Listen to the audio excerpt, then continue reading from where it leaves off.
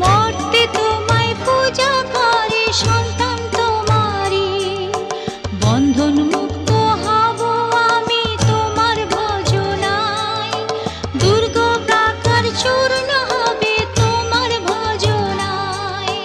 ভজনা করি মোরা ভজনা করি, পরমেশ্বর কৃষ্ণ যিশুর ভজনা করি।